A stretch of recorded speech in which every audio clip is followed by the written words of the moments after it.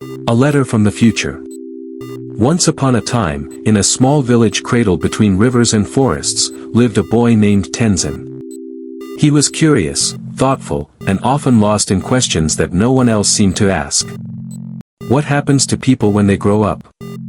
Why do some people smile, but their eyes look sad? Will things ever get better for me? His father had passed when he was young, and though his mother loved him dearly, there were answers she could not give. So one day, driven by a question he couldn't shake, what does the future hold for someone like me? Tenzin packed a small satchel and began to climb up the mountain where an old monk was said to live. They called the monk the Silent One. He had lived on the mountain for as long as anyone could remember, and though some thought him strange, others said he was wise beyond words. Few had dared speak with him. Even fewer had come back unchanged. When Tenzin reached the summit, he found the monk seated in stillness outside a weather-worn temple, his robes the color of the mountain earth. "Sir," the boy said softly, "I've come to ask about the future." The monk opened his eyes, not startled, as if he had been waiting. "Sit," he said, gesturing to the stone beside him. Tenzin obeyed. "I want to know," the boy said, "if things get better. If the sadness I carry ever goes away. If I'll ever feel whole." The monk looked out toward the clouds. Then, wordlessly, he rose and went inside. He returned moments later holding a scroll, faded and yellowed with age. He handed it to Tenzin. "This," the monk said, "is a letter. From the future. From someone very much like you." Tenzin unrolled it, eyes wide, and began to read. "Dear me. I know you are tired. I know you feel like you don't belong, like the world moves too fast and too loudly for a heart like yours. I remember sitting alone and wondering if I mattered at all. But I am writing to tell you, yes, you matter.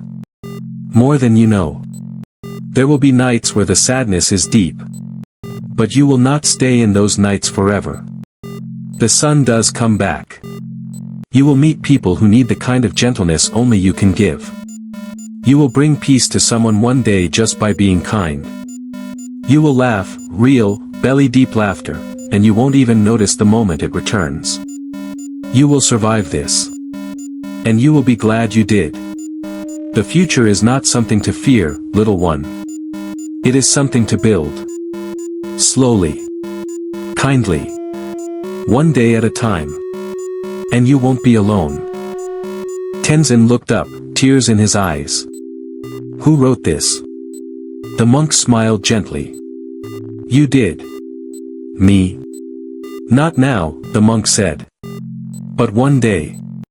When your heart has walked through the fire and come out shining." Tenzin sat quietly, the scroll pressed to his chest. For the first time in a long while, the question didn't feel so heavy. He stayed the night at the monastery, listening to the wind and the silence. In the morning, he began the walk back down the mountain, not with all the answers, but with something better. Hope. Moral of the story. The future is not a place we find, it is something we shape, step by step. Even in our darkest moments, there is a version of us ahead who is stronger, wiser, and kinder, cheering us on. When life feels uncertain, sometimes all we need is a glimpse of hope and a reminder, you won't always feel this way. Keep going. If this story touched your heart or gave you a little light in a dark place, consider subscribing or following for more stories like this, tales that speak to the quiet parts of the soul and remind us that we're never truly alone. Your next chapter is waiting.